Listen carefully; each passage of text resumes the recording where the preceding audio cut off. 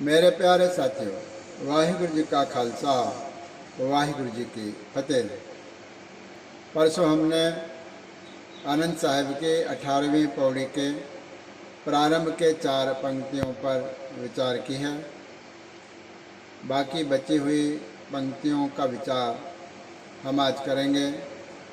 इन पंक्तियों में गुरु महाराज हमें यह समझा रहे हैं कि किस प्रकार हमारे मन का जो संशय है, शंका है, शक है, वह दूर हो, क्योंकि मन मलिन हो चुका है। उसमें अनेक प्रकार की शंकाएं आकर अपना घर कर चुकी है। इस प्रकार से ये जो मन के अंदर एक भय है, एक डर है, एक शंका है, एक शक है, वह संदेह कैसे दूर हो और किस प्रकार से सहज की प्राप्ति हमें हो जाए, इस प्रकार के विचार गुरुदेव जी इस शब्द में कर रहे हैं, पौड़ी में कर रहे हैं। और हम सीधे शब्द से जुड़े।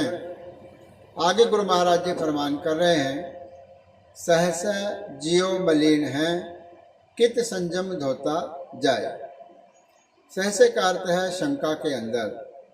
शंका के कारण, मन के शंकाओं के और चिंताओं के कारण, शक के कारण क्या हो गया है? जियो मलिन है। हमारा जो जी है, मन है, आत्मा है, बुद्धि है, यह मलिन हो चुकी है, यह नकारात्मक हो चुकी है। इसलिए फिर किस प्रकार से यह जो हमारा मन, जिसको मैल लग गया है विकारों का, वह मलिन हो चुका है। मन, बुद्धि मलिन हो चुकी है। बुद्धि में भी कई प्रकार के विकार चल रहे हैं, मन में कई प्रकार के विकार चल रहे हैं। वह किस प्रकार से जाए? क्योंकि सहसे का अर्थ है शंकाओं के कारण, शक करने के कारण, अविश्वास करने के कारण जो हमारा मन है, आत्मा और बुद्धि है, वह मलिन हो चुका है। कित संयम धोता जाए। किस प्रकार के संयम से, अर्थात किस प्रकार के उपाय से, किस प्रकार के तरीके से यह जो मन का संयम है, किस संयम से यह धोए जाए, अर्थात ये जो मन की मैल है वह धोई जाए। कित संयम, किस प्रकार से धोता जाए, यह धो सकते हैं। किस प्रकार से धो सकते हैं, गुरुदेव जी आगे स्पष्ट कर रहे हैं। मन धोवहो शब्द लागहो, हर्ष्यों रहो चित्त लाए। ये जो मन के ऊपर मैल चढ़ गई है, विकारों की, बुद्धि के ऊपर जो विकारों की मैल आ गई है, अहंकार की मैल आ गई है, स्वार्थ की मैल आ गई है, वो किस प्रकार से धो? मन धोवहो, मन को धोना चाहिए। किस प्रकार? शब्द लागहो, गुरु महाराज के शब्द को लगने से, शब्द में लगने से, शब्द के अर्थ को समझने से। यहाँ पर शब्द का अर्थ उपदेश है।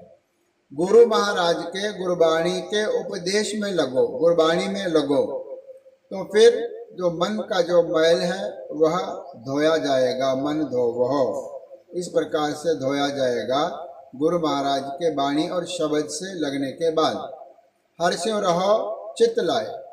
फिर जब ये धोने की प्रक्रिया चलेंगी तो और एक कार्य करना है, हरि परमात्मा के नाल अपना चित्त जोड़ के रखना है। हर्ष्यों रहो चित्त लाए, परमात्मा के नाल, हरि के नाल अपना जो चित्त है उसको जोड़ के रखना है।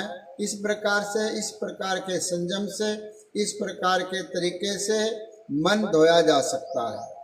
फिर आगे अंतिम पंक्ति में कहते हैं, कह नानक गुर प्रसादी सहज उपजै, एहो सहसा इव जाए।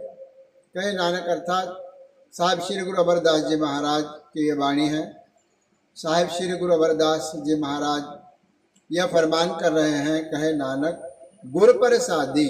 गुर प्रसादी का अर्थ है सतगुरु की कृपा के नाल, उस अकाल पुरख परमात्मा की कृपा हो जाए, गुरु की कृपा हो जाए तो सहज उपजाए।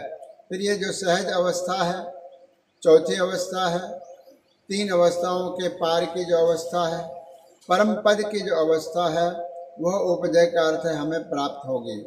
किस प्रकार? एहो सहसा, यह जो मन का शंका है, मन के अंदर जो शक पैदा हो गया है, अनेक प्रकार की शंकाएं हैं, प्रश्न हैं, अनेक प्रकार के मन के अंदर विकारों की मैल है, यह सहसा किस प्रकार जाएगा?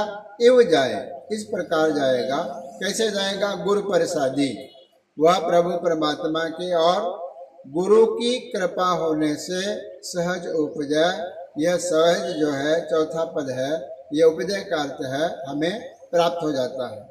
इस प्रकार से इस पूरी पौड़ी के अंदर गुरुदेव महाराज जी ने हमें यह समझाया है कि हमारे मन पर और बुद्धि पर विकारों का मैल चढ़ गया है, वह केवल परमात्मा के नाम से और गुरु के उपदेश द्वारा और गुरु के शब्द में लगने से यह जो मन का संशय है, मन के ऊपर चढ़ी हुई जो मैल है, यह जा सकती है।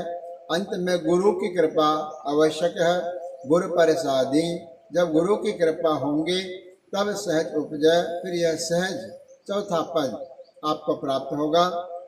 इस प्रकार से यह सहसा जो है इस प्रकार से इव जाए, इस प्रकार से यह संसार हमारे जीवन से मन से चला जाता है, फिर मन निर्मल हो जाता है।